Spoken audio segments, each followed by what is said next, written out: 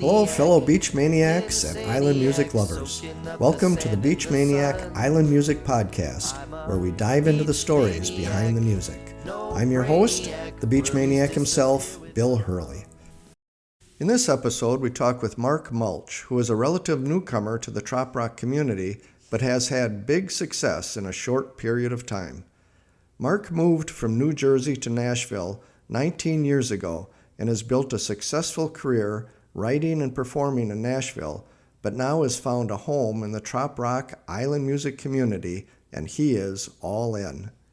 Mark already has several island music hits, including Tied Down with Kirstie Kraus, Sunrise Vibes with Monallo, High Life, Livin' It Up, and Beach Up in Heaven, and is working on more. Mark shares some great stories about his songs and career, along with a few laughs and interesting insights into the music industry. Mark, thank you for joining me on the Beach Maniac Island Music Podcast. Thanks for having me, Bill. I've been looking forward to this for a while. All right, me too. I want to get into some details about your music and your career, both in country and trop rock, but first I wanted to talk a little bit about you. Sure. You give off that vibe to me of someone who loves what you're doing. And you always look like you're genuinely having fun. Having a good time all the time. Yeah. What's your overall philosophy in terms of how you approach your career and the people you meet and engage with along the way? Good question. I think it's just because, how could you not have fun playing music for people? You know, I think it's Bruce Springsteen who reminded everybody that, it's called playing for a reason. So it's just great to connect with people. I have friends and fans all over the world, really, which is amazing. And people who genuinely want to help, with your career and who love your music. And especially in the trop rock genre, I'm still relatively new, probably, you would say, coming up on like 3 years now since my first EP came out. And I just love how everybody wants to hear your original music, and that's really been a boost for me. So that's found my people, as I say. So your distinguishing feature is your hair. Have you always had the long hair? Is it like your superpower? I sort of, I guess, right? What is it? Who has the long? Samson? Samson, yeah. If you cut it, could you no longer play music? Good question. It's been a long time. I've had long hair since I went to Catholic high school, and you weren't allowed. Oh, okay. I'm sorry. Kidding. I hear you. I love my high school. We just had a little Christmas time reunion and stuff a couple weeks ago. But so I was in a Catholic high school, college prep school. You had to have your hair, cut, had to be no longer than your collar. I was originally wanted to be a professional baseball player, so I always kept my hair kind of short anyway. But I always, started playing guitar when I was like 9 years old. I always dreamt of being in a rock band or whatever, and I had bands in high school and stuff. But it was kind of like right after I got into college. I played college baseball for a little while, but then went to music full time and just I don't know if I've cut my hair short since. It's been working for you. Yeah. So you grew up in New Jersey, am I right? Yes, yeah. Was born in Staten Island, and then spent every summer in New Jersey, and then we moved down there. And I'm a Jersey guy. All right. And then at some point you moved up or over to Nashville. How has that journey over the years worked out for you compared to what you had envisioned it to be? It's been amazing. I moved here. It's been 19 years a week ago. I moved here 19 years ago. So now I've lived here longer than I ever lived anywhere else. And it's been great. I moved down here with my buddy Nick. We started the Mulch brothers from different mothers. And we came down here with two goals. One, to get a publishing deal, to be songwriters, not only to write our own stuff, but to write for other artists. and and get a record deal. And right back then they used to call it a 5-year town. Now they call it a 10-year town, or I sometimes joke that sometimes it could be a 10-minute town now that you got social media and stuff. But if you take off, but 5 years in, we got a deal with Savannah Music Group, a publishing deal and a record deal, and got some cuts. Got a cut with the Randy Rodgers band out of Texas called "Steal You Away" that wound up in a film called Country Strong, and really lucky. Been doing music pretty much full time since I got here 19 years ago, which is just amazing blessing. So the Mulch brothers weren't actually brothers. We were not brothers. Yeah. Okay. Yeah. It was something I came up with about 20, when I think about it now, it's probably like 25 years ago. And we came down here, as Mark and Nick Mulch, and the rest, as they say, is history. Okay. And what has had, are you still working with Nick? No, Nick wound up getting married and has 2 kids and moved back to Kalamazoo, Michigan. So I continued the Mulch Brothers with a friend of ours that was in the band, this guy David. We were lucky enough to get another record deal and put out an album called Next to Kin that did well. But then ultimately the Mulch Brothers ended. And I've been solo now for, I don't know, I'd probably say it was 8 years, but it might even be as many as 10. I think it's like 8 years now I've been solo. Okay. So you've been writing music all this time, both for yourself and for other artists. Yeah. Put out my first solo record, full length album called Living It Up. And then also continued to write with, not only country artists, but some rock artists as well here in town. Wound up with another cut with a girl named Priscilla Block, who got signed to Universal Records. I've had several cuts with independent artists out of Nashville, which has been great, and continue to write, 3 times a week, usually here in town. Okay, that's great. So, and it's all mostly been country with some rock. And then more recently, you've moved into Trop Rock?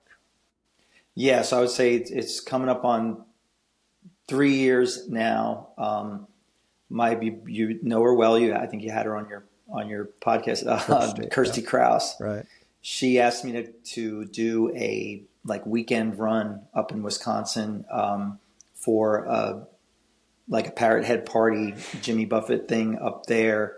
Can't remember the name right now, the place that we played at, but we played at 2 or 3 places, and Eric was there from Radio Trop Rock, and Bruce was there, and I did an event up there, and on the way up, she told me all about the genre, and she pointed out about a dozen songs of mine that I was playing all the time that she said, you're doing this and you don't even know you're doing it, Right. And so, and she also knows I grew up at the beach. I grew up at the Jersey Shore. I love the beach and I love summer. And she said, this is what you should be doing. And sure enough, had a great time that weekend.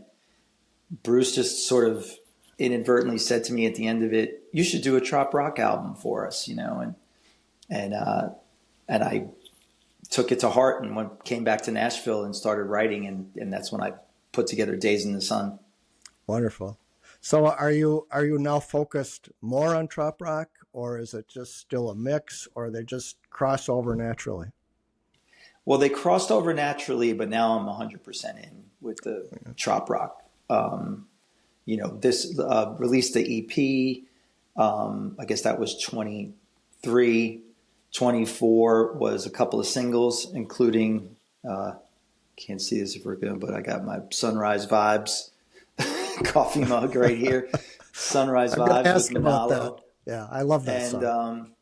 Oh, thank you. And same thing this year. I think this year, I'm definitely going to put out 2 singles in the beginning of the year, and then I might hold off and put an album together. But that's still in the works. But yeah, I'm in. I love it. So, in your experience, what distinguishes a trop rock island music song from a country music song? I think with trop rock, it's still, everybody still loves this, the story song, and for the song to definitely have meaning, but you can have a little bit more fun with it. Everybody likes there to be like I feel like a little bit of a, it's just something a little funny or a play on words or something like Kirstie and I's song Tied Down. Mm-hmm. It's really TIDE, Tied Down. Right. And just things like that. It's just fun. And then you can be serious. I have a song on my EP called Beach Up in Heaven, and that's a very serious song. And I mentioned my brother who I lost when I was 18. And so it really mirrors it in a way, but I just love how you can have fun with it, and Kirstie and I could do something silly like Tropic Wonderland, and. Right. So you travel a lot. Give me a glimpse of what your life is like as a musician and how you balance your professional life with your personal life. Well, it was more difficult in the past for some reason, but that was mainly because whoever I was with didn't really join in with me. And my fiance Grace loves the trop rock world as well. We've been together for a little over 2 years now, so she's kind of been in it since I kind of started. And so we travel together. She's been to Meeting of the Minds and a bunch of things like that. And she actually did the cover of Tropic Wonderland for us. And so that's been really... She designed it? Helped me design it. Yeah. Wonderful. Yeah. Wonderful. Which is great. And and we run an events business here in Nashville and do weekly events all summer long and stuff. So we work together on that and then hit the road, usually on Thursdays and whatnot to go out to different trop rock events or to concerts or house concerts or shows that I have to do. So now it's kind of all one, which is great. In the past, it used to be difficult to go on the road, and there'd be times, especially in the Mulch Brothers, where we were gone for, 6 weeks at a time, sometimes even more than that, and then to come home and maybe do laundry and then get back in the bus and go again, keep going. Yeah, so yeah. This has been much easier and it's so much fun to, as there's a lot of couples that are travel around together. We've gotten to know a lot of people, and it's been great. Do you have favorite places to perform? Like I know you do house concerts and you do venues like Meeting of the Minds and a lot of other things. Yeah, it's funny. The Hangout where Meeting of the Minds is now was a big Mulch Brothers place. There was a summer that we played there almost every month. So I'm really happy to be back playing at that venue. That's such a great venue, and the stage that overlooks the Gulf of Mexico. And I guess I'm Key West. I love playing down in Key West, and so I'd say those two areas. It's always fun to go home to Jersey and play. But you mentioned the house concerts. That's the thing that I'm most interested in. I've done a couple so far in the trop rock world, but I'm trying to do several this year, and really, really like that aspect of it. Yeah, because you get a smaller crowd, you get to interact with the fans. It's just more personal, right? Yeah, it's great, and the food's usually really good too. So some of your most successful songs, your trop rock songs, have been collaborations. You did with Kirstie Kraus, you did Tied Down and Tropic Wonderland, and Monallo, you did Sunrise Vibes, and Days in the Sun with another Wisconsinite, Brecken Miles. That's right. Is that the nature of trop rock island music community? Is it sort of unique that way? Is there a lot more of that going on? I feel like there is. That's another thing that I love about it is everybody's very collaborative and inclusive, and there's it doesn't seem to be like a competitive kind of thing. It's like let's all do stuff together. I got got a new one coming out that'll probably be, I think the next two will probably be me by myself, but then I got an idea that I have to pitch to another trop rock artist that I want to work with.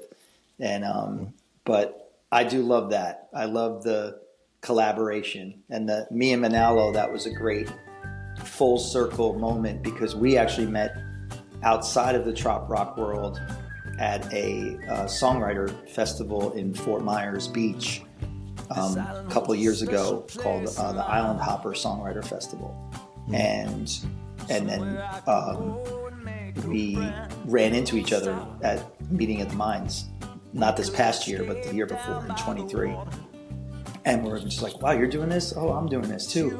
And started talking. We said, oh, we should do something together. And kind of left it at that. And then, Sunrise Vibes kind of happened on its own, which was great. But it was a great full circle moment to wind up doing something together.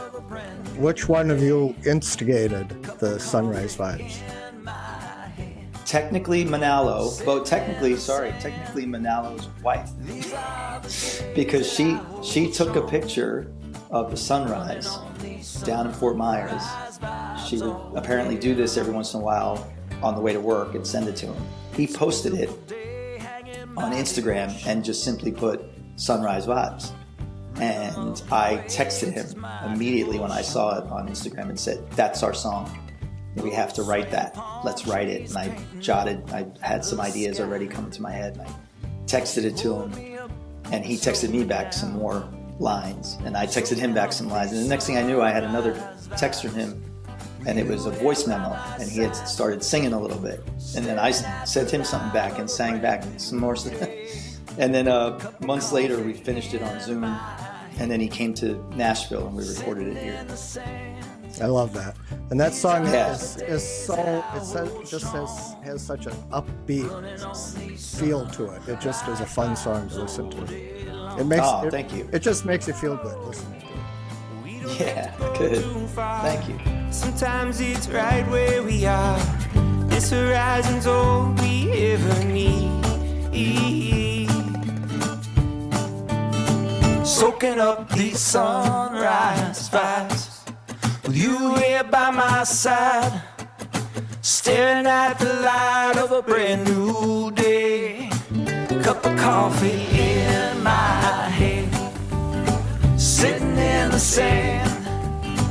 These are the days that I hold strong, running on these sunrise vibes all day long, holding on to these sunrise vibes all day long. So I do love to hear those stories about how songs came into existence. Tell me a little bit about Tied Down. How did that come about with Kirstie Kraus?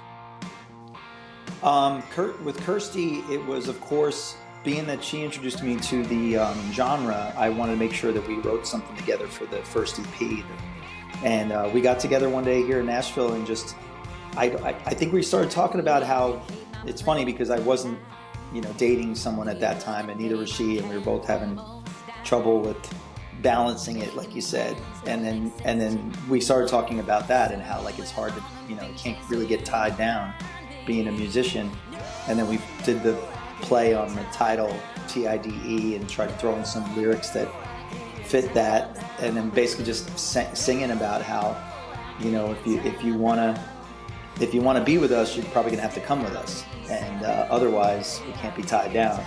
And it really came together quick. And then the recording was super fun because I got to use my band here in Nashville, played on it live. Brecken's on it even. He's clapping, part of the clap crew on and the clapping.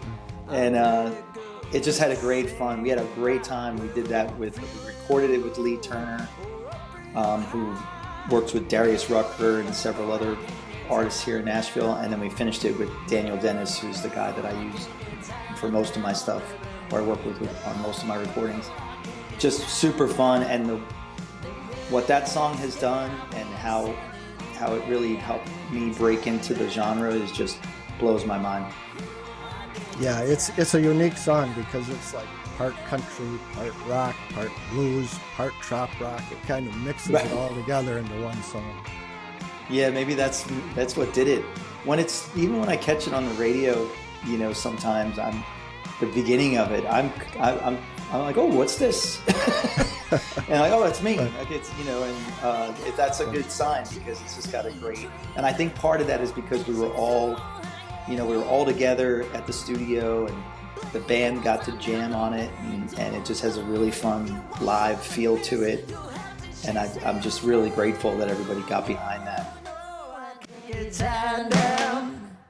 No, I can't get tied down, baby. No, I can't get tied down.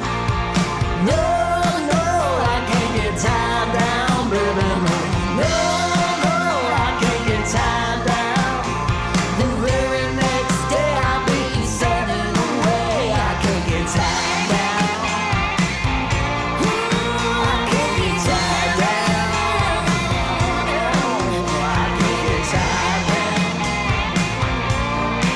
I can't get tied down. Yeah, I can't get tied down.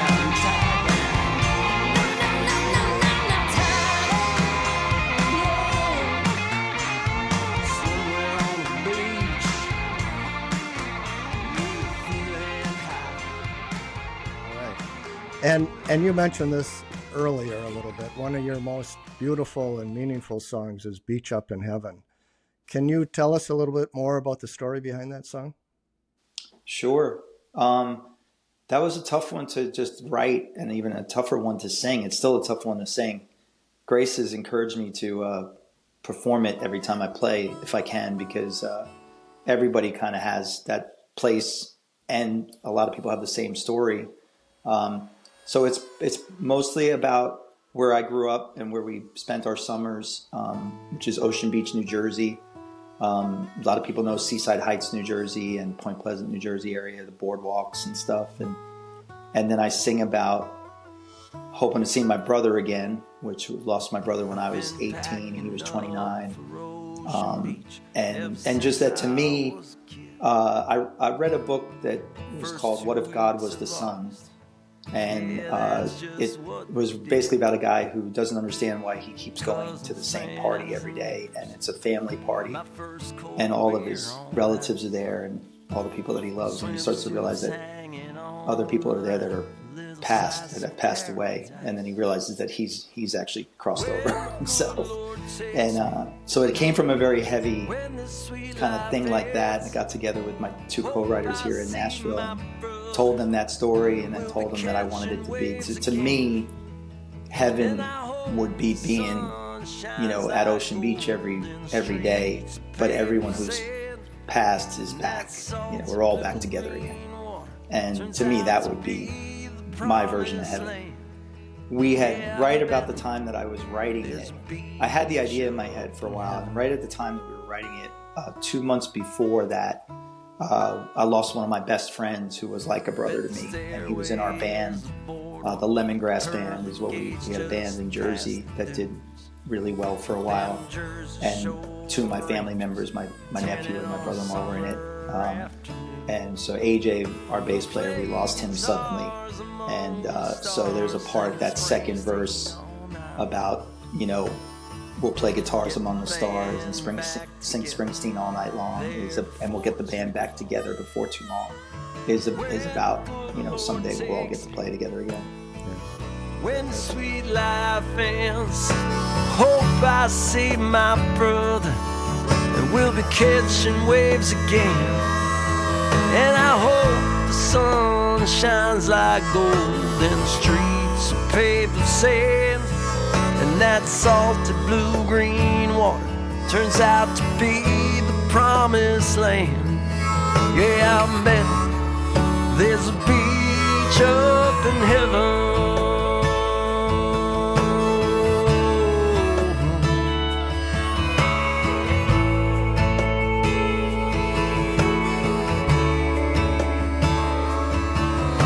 Can read about it, dream about it, but we won't know until we arrive. As for me, I believe it's right off that exit sign. When the good Lord takes me, when the sweet life ends, Hope to see my brother, and we'll be catching waves again. And I hope the sun shines like gold in the streets paved with sand, and that salty blue-green water turns out to be the promised land. Yeah, I'm betting, oh man, I know. Ocean Beach looks a lot like heaven,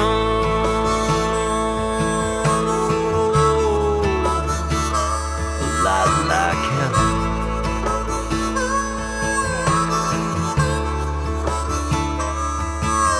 Been packing up for Ocean Beach ever since I was a kid. I think that's a version for a lot of us, and I'm very sorry about your brother, and I'm sure he would be touched by that beautiful song. Yeah, thank you. I appreciate that. If you were sitting around a campfire on the beach with a drink in your hand, what would be one of your favorite stories you'd tell about your life of songwriting and performing? Oof. I'm not sure. That's a tough one. There's been so many great things, but I think that part of it is getting to meet people. I've been really lucky. Some of my friends have become really big rock stars. So I got to hang out with Eddie Van Halen one night. When the Mulch brothers got signed, we were at a after party, I think the CMA Awards or something. And we had just cut Danny's Song by Kenny Loggins, which is one of my favorite all-time songs. And we did our own version of it. And Kenny Loggins was at the party. So we got introduced to him. And that was something I never thought would happen in my life, that I'd get to, he's like my favorite singer. And I got to talk to him and tell him that we cut it and tell him how much the song meant to me and stuff. And so things like that. And then, there's been countless shows and things. And it's always great too when, as a songwriter, it's always great when anyone, whether they're signed to a major label or whether they're independent, it's always very, very flattering to have someone cut your song, whether you co-wrote it or whether that's just a big deal. Sometimes for me, a certain simple line in a song can connect with me. And for example, living the high life the best we can in your song, High Life. Right. There's just something about that simple line, the best we can, because, we all want to live the high life, but we all have certain restrictions, whether they're financial or health or whatever, that kind of redefine what high life will be for each of us. So it becomes living the high life the best we can, right? So what would you describe as the high life? My life. The fact that I get to play music for a living, the fact that we get to, for the most part, make our own schedule and get to go to all these great places and hang out with all these fun people and just have a good time. I hope this comes across the right way. I hear a lot of people say, oh, that's on my bucket list. That's on my bucket list. And I'm always thinking, my life is kind of a bucket list. I don't know. Right. I've been really lucky. I've been really lucky to get to do what I've always dreamed of doing. So that's living the high life, because, that to me, people talk, what are you going to do when you retire? I'm like, I think I might be retired already. I'm already doing what I want to do. I don't ever want to stop playing music unless I can play music, So, yeah. Just lucky. It's appreciating the things you have is what it boils down to. Right. And you've had a lot of success that you can appreciate. So you're very lucky there. Thank you.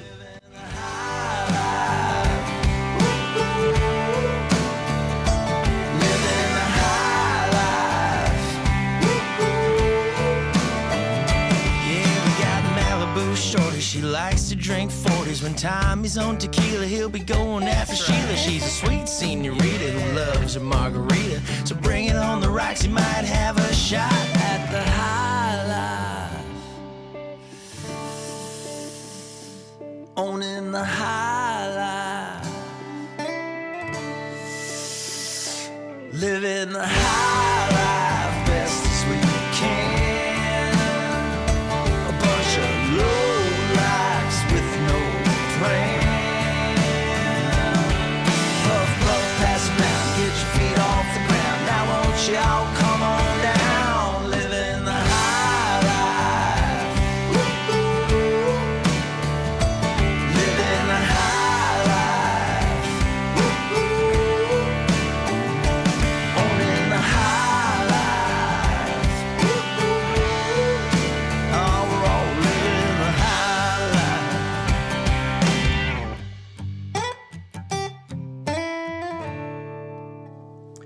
Yes, What are sir. some of the favorite lines that you have written in your songs? Are there one or two that you're like, oh, I'm really proud of that line, the way it came out? Oh, I don't know. That's a tough one. That's almost like getting into who's your favorite kid and stuff like that. You know, it's like, Right. yeah, I can't think of one right now. I mean, that's a tough one. All right. That's So, a tough one. Yeah. so of the songs, I'm you also really perform- bad at remembering my lyrics off the top of my head. I So- know, I understand that. I can understand that when you have so many too. So how many songs that you sing and perform when you're out performing were actually the songs that you wrote yourself? Oh, like I said, in the Trop Rock world, I everything I sing is pretty much is my own stuff that I either wrote on my own or co-wrote. A lot of it's co-writing. And then if I do a longer gig, I will basically do 80% my own stuff, 20% covers, and it's always covers that shaped my music. You know, so of course Jimmy, but the Eagles and Tom Petty and the band is one of my favorites. The Beatles, and then when we're doing the Trop Rock shows, I like to do like summer anthems, things that'll make people remind them of summer, like Summer '69, or any song that you could kind of. I do some. John Mellencamp is one of my biggest songwriting influences and one of my favorite artists. So I'll do some, Mellencamp, and that seems to remind people of a certain summer in their life, Right. So, yeah. So tell me a little bit about the music, how the music industry works and your experiences with it. Are you signed with a record company? Are you considered an independent artist? How do you navigate the business end of all of that? Yeah, now I'm independent, which is great, especially with the tools that we have now with, social media and digital distribution, where you can press a button and send your music out to the world, basically. The music business itself is tough. It's a tough business. Mm-hmm. I forget who was like, there's this great quote about it, but it's like, there's thieves and there's this and there's that, and and then there's bad people. It's like, it's just, I wish I could remember the exact. Hunter S. Thompson said it. The music industry is filled. Yeah, the music industry is filled with hallways of thieves and this and that, and and then there's a bad side. It's like, but overall, it's it's still an amazing thing to be a part of, and I've had, like you said, I've been super lucky to have some good success with it, and song. It's like I said, it's great to have someone cut your song, especially if they put it out as a single. I've had people do that. I've had several songs in film and TV and even commercials. So that's always a kick to, for your song to be in a movie or a TV show, and then sit in the movie theater and watch your name come. I'm someone who always watched all the credits at a movie, even when I was a kid. So to be able to sit at a movie and wait and see your name come across the screen for, you wrote a song that was used in it. All of that is just, irreplaceable. It sounds like you're pretty much tapping into all the different angles of the music industry then. Yeah, trying to. The writing, the performing, the getting into the movies, and pretty much all of and it. The commercials. It really does. It never gets old to hear your song on the radio. That's the number one thing. All the Trop Rock stations, it's a pop on radio Trop Rock or Tiki Man or, Dockside, any of the ones. It's just like, and if I happen to be listening and boom, Sunrise Vibes comes on or Tie Down or any of the song, I'm just like, wow, it never gets old. It never gets old hearing your song come on the radio. It's amazing. Do you have a regular band that you perform with on the road, or do you do mostly solo performances on the road and then a band in the studio, or how do you navigate that? I've been doing a lot of solo acoustic stuff, but I really want to get back to doing the full band. And we did a couple full band shows last year. I have my guys and my buddies here in Nashville that are kind of like my first call. And what's great about this town is you can put a band together, usually at any moment for a show or if you're going on the road for a couple of weeks or whatever. So that's super fun. I like both. So sometimes if I've been doing the solo acoustic thing for a little too long, I need to get back to, getting some of my buddies together and getting out on the road and doing some full band shows. And we hope to do more full band shows this year. Good. All right. And what's coming up for you musically? What's next? You have any more collaborations coming up? Any big new songs you're going to be releasing? I got a couple in the works and a couple ideas for finished one yesterday that I'm super excited about. And then so I think there'll be at least 2 singles coming out before I decide if I'm going to just release singles all year again like I did last year, or if I'm going to pause for a bit on the recording and get an album's worth of material together. I'm hoping to go down and I don't know if you know Alan Jacks Bowers. I've not met him, but I'm very aware of him. Yeah. Yeah. So I think I really want to get down. He's a Jersey boy, and and we didn't know that until we really got talking to each other. So that was a great connection. But I really want to get down to that studio and do at least a song with him, and that might be the next single will probably be recorded there. I did just finish a collaboration songwriting wise with Crystal King. Do you know Crystal King? I know that she's a friend of Kirstie's. Right. She plays with Kirstie. Yep. We wrote a really fun song that we're going to do that'll be another collaboration release. So that's one of the 3 that are already on deck for release in this first part of the year. All right, great. We look forward to all of that. Awesome. Thank you. I appreciate your time. Is there anything else that you'd like to add that people should know about Mark Mulch? You could, I'm trying to get used to that. Everybody in Trop Rock seems to be more Facebook than Instagram, but you can follow me on Instagram at Mark Mulch Music, and markmulchmusic.com is my website. And friend me on Facebook, and just want to let everybody know that I'm ready to play. So if you have a house concert or an event or a bar, or if you're camping somewhere and you need some music, let me know. All right, that's great. I hope that I get to run into you at Music on the Bay coming up. Yep, sounds good. All right, thanks, Mark. I appreciate your time. Thanks for having me, Bill. Thank you again, Mark, for joining me on the Beach Maniac Island Music Podcast.